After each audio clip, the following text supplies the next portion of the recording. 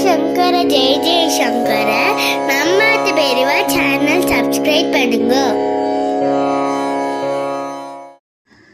எல்லாருக்கும் நமஸ்காரம்.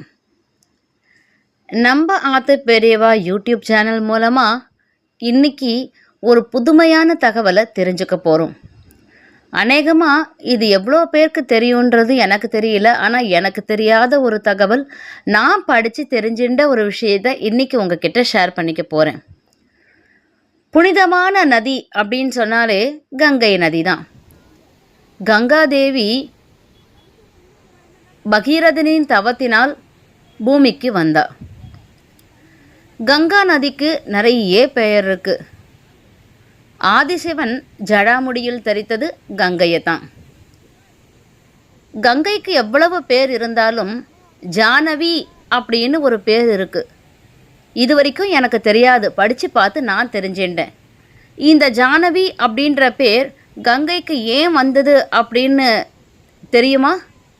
இன்னைக்கு நான் சொல்கிறேன். அதுக்கு அபூர்வமான ஒரு வரலாறே இருக்குது.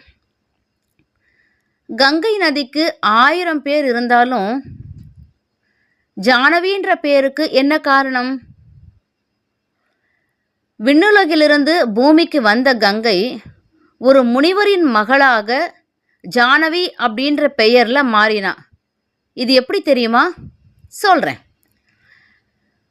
கங்கையின் வேகம் எப்படிப்பட்டது, அதனால் முனிவருக்கு எப்படி கோபம் வந்தது, இதுதான் இந்த கதையின் சுவாரஸ்யம். பகீரதனுடைய தவத்தால் பூமிக்கு வந்த கங்காதேவி மிகுந்த வேகத்தோடு சிவபெருமானின் ஜடாமுடியிலிருந்து விடுபட்டு நிலத்தில் பாய்ஞ்சா. வழிநடுகிலும் இருந்த காடுகளையும் நிலங்களையும் கடந்து போனப்போ ஜகு அப்படின்ற ஒரு முனிவர் வேள்வி யாகம் பண்ணிட்டு இருந்தார்.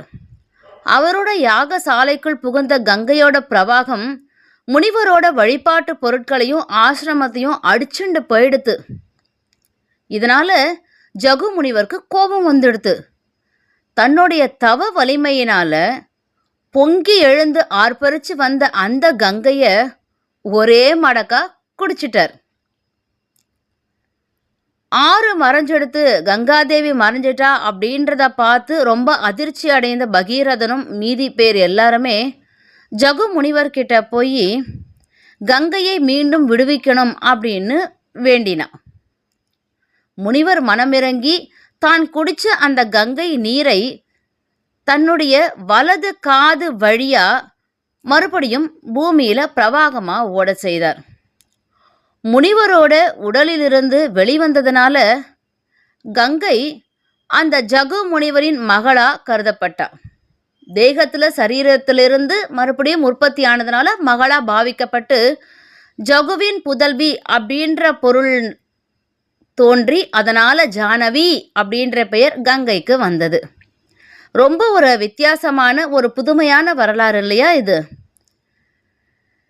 இயற்கையின் சீற்றத்தை கட்டுப்படுத்தும் ஆற்றல் தவம் மற்றும் அறிவுக்கு உண்டு அப்படின்றது, முனிவர்களுடைய தபஸ் எப்பேற்பட்டது அப்படின்றது தான் இதன் மூலமா நம்ம புரிஞ்சுக்கணும். தவறு செய்த கங்கையை முனிவர் தண்டிச்சாலும் லோக க்ஷேமத்துக்காக மறுபடியும் இந்த பூமியிலேயே பிரவாகமாக ஓட செய்த முனிவரோட கருணை, பெரியவர்களோட ஒரு அனுகிரகம் எப்படி கருணை அபாரமானது அப்படின்றத காமிக்குது. நம்ம ஒவ்வொரு நதிக்கும் ஒரு பேர் இருக்கு. புராணங்களில் நிறைய விஷயங்கள் சொல்லப்பட்டிருக்கு. இது எதுவுமே கட்டுக்கதை கிடையாது, அப்படிதானே? நம்ம நிலப்பரப்பில் உள்ள ஒவ்வொரு நதிக்கும் ஒவ்வொரு விஷயத்துக்கும் பின்னால் இருக்கிற ஒரு புனிதத்தையும், நம்மளோட முன்னோர்கள் அதில் எவ்வளவு நம்பிக்கை வச்சுருக்கா அப்படின்றதையும் இதன் மூலமாக தான் நம்ம தெரிஞ்சுக்கிறோம். கங்கை பிரவாகமாக வந்தது எல்லாருக்கும் தெரியும். எப்படி பகீரதன் தவம் பண்ணி கொண்டு வந்தான்றது தெரியும். ஆனால் ஜானவி அப்படின்ற ஒரு பேரோட பூமியில் மறுபடியும் பிறந்தாள் அப்படின்றது எவ்வளவு பேருக்கு தெரியும்? இன்றைக்கே தெரிஞ்சுட்டோம் ரொம்ப சுவாரஸ்யமான ஒரு புராண கதையின் மூலமாக. இதே மாதிரி நிறைய சுவாரஸ்யங்கள் பொதிந்த ஒரு அற்புத விஷயத்தை தான் நம்பாத்து பெரியவா யூடியூப் சேனல் பொக்கிஷமாக உங்கள் எல்லாருக்குமே இல்லந்தோறும் தினமும் தேடி கொண்டு வந்து கொடுத்துட்டுருக்கு. நம்பாத்து பெரியவா யூடியூப் சேனலில் நீங்கள் தெரிஞ்சுக்கிற எல்லா விஷயத்தையுமே எல்லாருக்குமே ஷேர் பண்ணுங்க. மீண்டும் ஒரு புதுமையோட தகவலோடு சந்திக்கிறேன். ஹரஹர சங்கர ஜெய ஜெய சங்கர ஸ்ரீ மகாபெரியவா சரணம்.